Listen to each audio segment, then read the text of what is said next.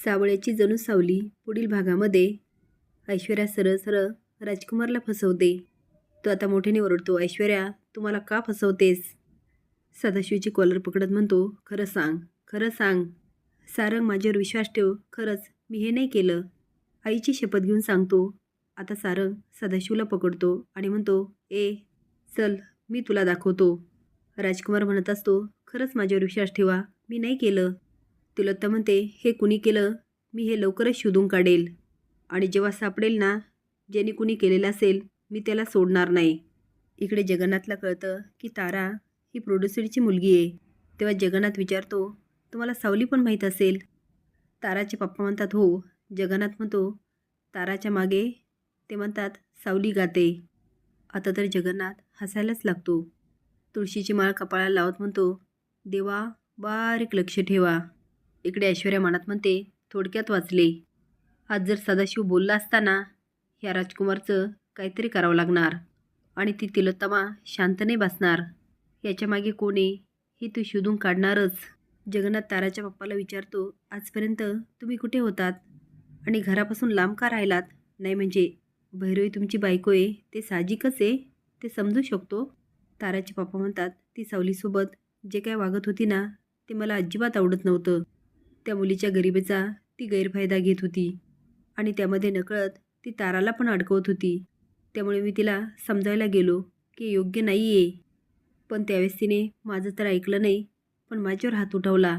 ती फार घमंडी आणि अहंकारी बाई आहे आणि तिचा हाच घमंड मला मोडून काढायचा आहे आणि तिचा खरा चेहरा म्हणजे ताराच्या मागे सावली गाते हे मला सगळ्यांसमोर आणायचं आहे आणि माझ्या ताराला पण न्याय द्यायचा आहे.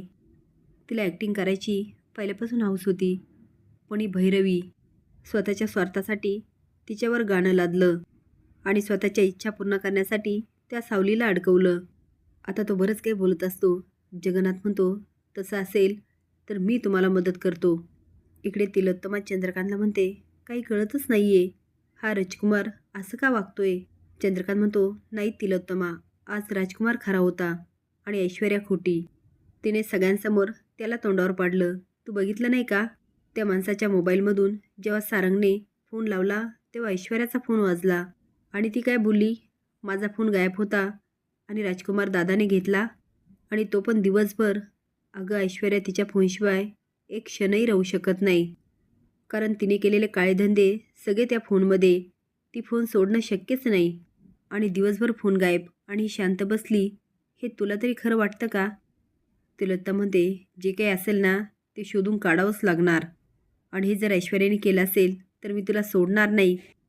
प्रोड्युसरने बाहेर काढलं म्हणून भैरवीची खूप तणफण चालू असते. जयंती म्हणते, काय झालं भैरवी माई, तुम्ही एवढे का तापल्यात? भैरवी म्हणते, लायकी आहे का त्या प्रोड्युसरची, त्याने मला बाहेर काढला. जयंती म्हणते, काय तुम्हाला बाहेर काढलं? पण बाहेर का काढलं? भैरवी म्हणते, तेच कळत नाही, हा प्रोड्युसर एवढा हट्टाला का पेटला? हे सगळं होतं ना त्या मूर्ख तारामुळे.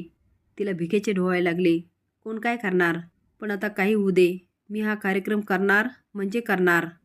आता मात्र सगळ्या लोकांसमोर भैरवीची लागणार वाट, ती कशी पुढील भागात बघूया. असेच नवीन अपडेट जाण्यासाठी लाईक आणि सबस्क्राईब करा. धन्यवाद.